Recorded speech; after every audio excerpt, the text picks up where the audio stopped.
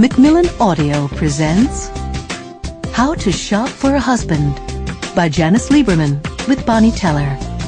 Read for you by Janice Lieberman.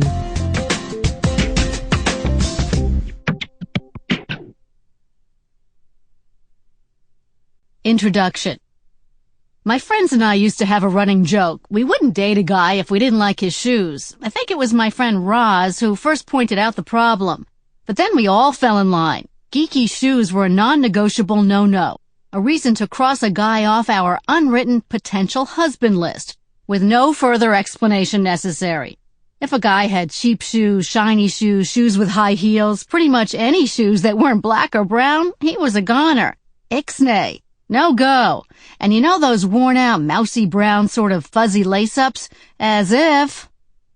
One by one, my girlfriends managed to get over the shoe thing. They either found guys who wore good enough shoes or quickly improved the shoe wardrobe after marriage.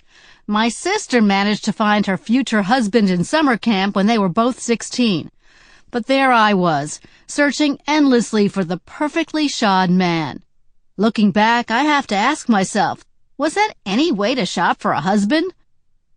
Of course, I had plenty of other reasons besides shoes for crossing guys off my PGHM, that's potential good husband material list. Boring, bad job, bad breath, bad mother. I have to admit, well, I was kind of picky. There were plenty of pretty nice guys, guys with potential, guys who could perhaps have been gently molded into PGHMs, that I dismissed out of hand. I would say to myself, shouldn't a girl be picky? Why should a girl have to settle? And if I do settle, won't I be miserable later on? This internal debate went on for years, while I dated what seemed like most of the eligible bachelors on the eastern seaboard. There was the doctor who wanted me to room with his mother on vacation, the guy who slurped his yogurt, the ex from high school who always had a new motorcycle but never a job.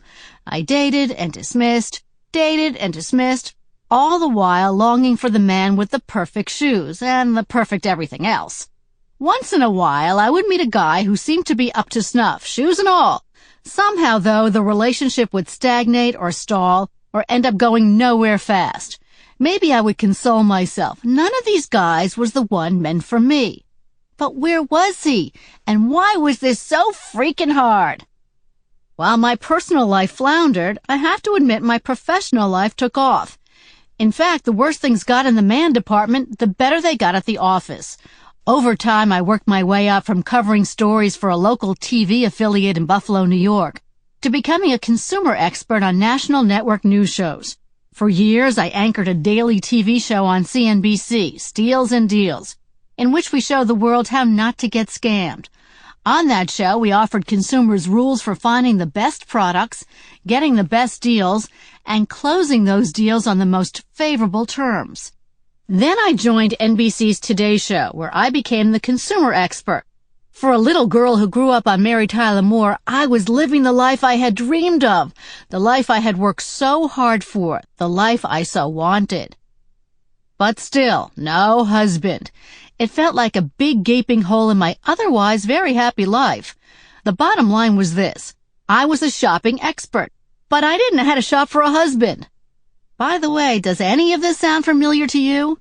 I wouldn't be surprised because most of my girlfriends, not to mention my mother, were in the same boat as I was, adrift in the sea of no good guys. They all had great jobs, great clothes, great friends, and could basically run the world, and they certainly knew how to shop. They just couldn't land a good deal on a guy. After years of dating misery, I finally took matters in hand. After all, this was the most important shopping trip of my life, wasn't it? And shopping was certainly a topic I knew a lot about. So I decided to approach dating in a smart, systematic way, as if I were making the purchase of a lifetime. Slowly but surely, and almost before I even realized it, I began to apply the rules I had learned as a consumer reporter. Caveat emptor, don't get scammed. Learn where to shop, and know how to close a favorable deal to shopping for a husband. I made a list of what I really wanted. I narrowed down the shopping venues to those that would really work for me. I consulted some experts who helped me get into a marriageable state of mind. Sample complete. Ready to continue?